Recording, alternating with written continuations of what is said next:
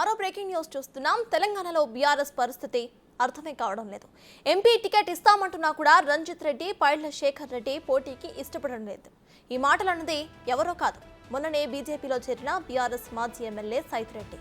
Car నుంచి jump చేసే ముందు ఆయన మాట్లాడిన ఆడియో ఇప్పుడు బయటకు వచ్చింది.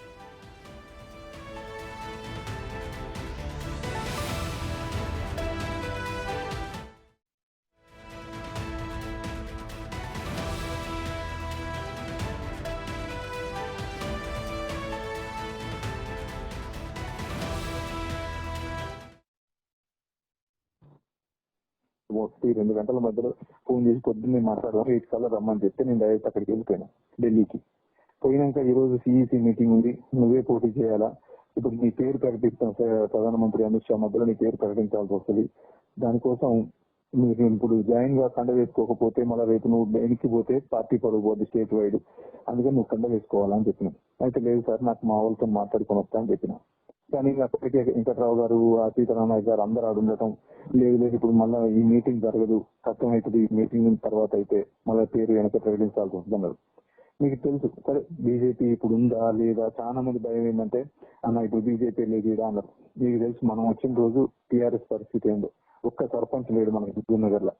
కానీ మనం వచ్చి 120 సర్పంచ్లకు వచ్చినాం, పిఏసీఎస్ 17 గెలిపించుకున్నాం, ఎంపీపీలు గెలిచినాం, జెడ్పీటీసీలు గెలిచినాం, అన్ని వరుసలు వచ్చినాం. కానీ నేను ఫెయిల్ అయింది కొద్దిగా యూత్ కి ఏమైనా చేద్దాం అనుకున్నా, దాంట్లో కొద్దిగా ఫెయిల్ అయినా. ఎందుకంటే కొద్ది ఊపులు లేచిన దగ్గర నుంచి పెళ్లిళ్ళు, పేరంటాలు, చావులు, ఉరుకులు ఏది పని చేసే లేకుండా అయిపోయింది. ఇప్పుడు కేంద్ర ప్రభుత్వ సహాయంతో మనం యువతకి చేయలేస్తాం, ఉద్యోగ కల్పన స్కిల్ సెంటర్స్ పెట్టలేస్తాం, ఉద్యోగ కల్పన కోసం చేయలేస్తాం. దాంతో పాటు మనం అధికారం కేంద్రంలో ఎట్టి పరిస్థితుల్లో మళ్ళీ మోడీ గారే, మీ అందరికి తెలుసు ఇలా రామాలయం అయిపోయింది, మోడీ గారి ప్రభావం అయిపోయింది. దేశం మొత్తం మోడీ గారి వైపు తుఫాన్ లాగా వస్తా ఉంది. ఎందుకంటే ఇన్నాళ్ల చరిత్రలో ఎవరు ఇంత క్లీన్ ఇమేజ్ ఉన్న నాయకుడు లేడు, ఒక్క స్కామ్ జరగలే, సొంతంగా కుటుంబాలు లేవు, ఎంతసేపటికి దేశమే కుటుంబంగా భావిస్తా ఉన్నారు. ఈ రోజు చేసిన హైవేలు కానీ ఏదైనా అంటే వాళ్ళ సపోర్ట్ ఉంటే మనకు మంచిది అన్న ఉద్దేశంతో వాళ్ళు కూడా మనల్ని కావాలని అనుకోవటం చాలా మంది ట్రై చేసిండ్రు. ఈ రోజు బీఆర్ఎస్ లో చాలా మంది వెళ్ళిపోతా ఉన్నారు. రంజిత్ రెడ్డి గారు పోటీ చేయట్లేదు, శేఖర్ రెడ్డి గారు పోటీ చేయట్లేదు, ఇట్లా ఎవరైనా భయపడతా ఉన్నారు. నేను ఒక్కని పోయినా ఏముంటది, మీరందరూ ఖచ్చితంగా నా అంటుంటారు చేస్తారు అనుకుని. ఇంకొంతమంది ఏంటంటే ముస్లిం సోదరులు ఉన్నారు, వాళ్ళకి బీజేపీ అంటే పడదు, బీజేపీ అంటే సైజన్నికి చేస్తారా అని.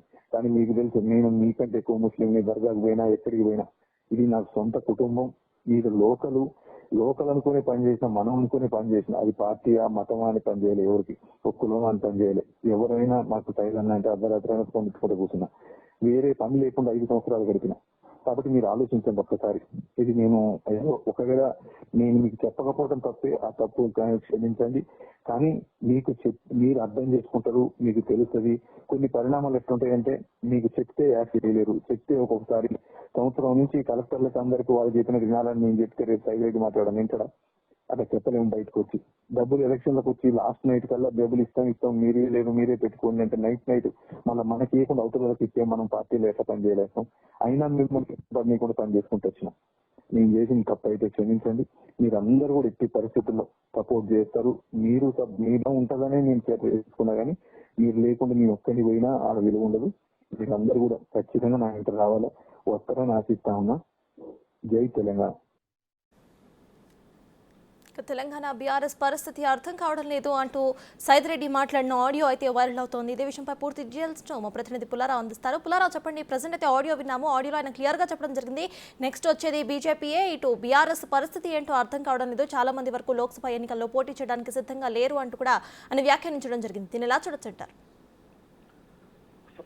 ఉమ్మడి జిల్లా వ్యాప్తంగా కూడా బీఆర్ఎస్ పార్టీలో మాత్రము పూర్తి స్థాయిలో ముక్కులు అనేది ఒకటి బయటపడుతున్నాయి. ముఖ్యంగా బీఆర్ఎస్ పార్టీకి సంబంధించినటువంటి గతంలో పనిచేసినటువంటి మాజీ ఎమ్మెల్యేలు కానీ ఇతర వ్యక్తులందరూ కూడా బీఆర్ఎస్ పార్టీని వదిలి వెళ్తున్న సందర్భంగా దానిలో భాగంగానే ఇటీవల కాలంలో హుజూర్నగర్ మాజీ ఎమ్మెల్యేలుగా ఉన్నటువంటి షానాపూడి సైదిరెడ్డి బీఆర్ఎస్ పార్టీకి రాజీనామా చేసి ఢిల్లీలో బీజేపీ పార్టీలో జాయిన్ కావడం జరిగింది. ఈ బీజేపీ పార్టీలో జాయిన్ అయిన తర్వాత హుజూర్నగర్ నియోజకవర్గంలో ఉన్నటువంటి తన ముఖ్య అనుచరులు అదేవిధంగా కార్యకర్తలతో ఒక టెలికాన్ఫరెన్స్ నిర్వహించినటువంటి విషయము, అంటే దానికి సంబంధించినటువంటి ఒక ఒక వాయిస్ అనేది పూర్తి స్థాయిలో నెట్టింట్లో కూడా వైరల్ అవుతున్న సందర్భం అవుతుంది. ఈ సందర్భంగా సైదిరెడ్డి చేసినటువంటి కొన్ని కేసు మాత్రము బీఆర్ఎస్ పార్టీలో ఉన్నటువంటి విషయాలు మొత్తం కూడా బయట పెడుతున్నాయని చెప్పవచ్చు. ఎందుకంటే బీఆర్ఎస్ పార్టీ అనేది పూర్తి స్థాయిలో ఇప్పుడు ప్రజెంట్ గా అతలాకుతలంగా ఉండటం జరిగింది. బీఆర్ఎస్ పార్టీలో ఎవరు కూడా ఇమ్మడలేనటువంటి పరిస్థితి తలెత్తిందని చెప్పేసి కూడా సైదిరెడ్డి మాటలను బట్టి చెప్తుంది. అంటే బీఆర్ఎస్ పార్టీలో ఉన్నటువంటి విషయాలు మొత్తం కూడా సైదిరెడ్డి మాటలను బట్టి మనకు తెలియవస్తుంది.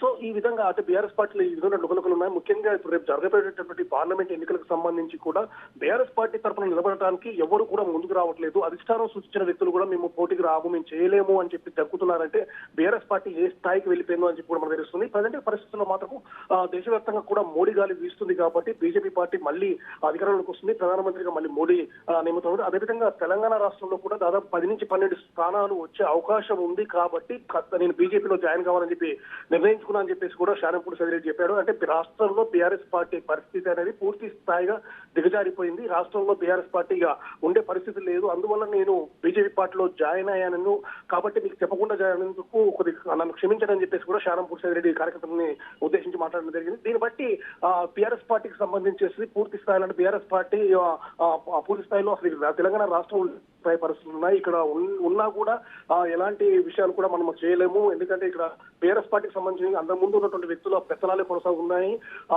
ఎలక్షన్స్ సమయంలో కూడా బీఆర్ఎస్ పార్టీకి సంబంధించి ఇక్కడ ఒక ముఖ్య నాయకుడి చేతిలో డబ్బులు వెళ్ళాయి. ఎందుకంటే మేము ఒక ఏదైనా నియోజకవర్గానికి సంబంధించి ఎన్నికల్లో పోటీ చేసేటప్పుడు కావాల్సినటువంటి అమౌంట్స్ ను కూడా వేరే చేతిలోకి ఇవ్వడం వల్ల అతను మాకు ఎలాంటి సపోర్ట్ చేయలేదు. దానివల్ల కూడా మేము ఓటమి చెందాల్సిన పరిస్థితి ఉంది. కాబట్టి బీఆర్ఎస్ పార్టీలో ఒక కొందరి పెత్తనమే కొనసాగుతుంది కాబట్టి దాంట్లో ఉండడం కన్నా బయటకు రావడం బెటర్ అని చెప్పి నేను భావిస్తున్నాను. బీఆర్ఎస్ పార్టీ మాత్రం పరిస్థితి రోజు రోజు దిగజారిపోతుంది. రాష్ట్రంలో ఆ పార్టీ మనగడ కష్టమే పరిస్థితి అని చెప్పి కూడా సైదిరెడ్డి వ్యాఖ్యానించిన విషయాలను బట్టి మనకు తెలియవస్తుంది. Subhash. Right, thank you Pullarao.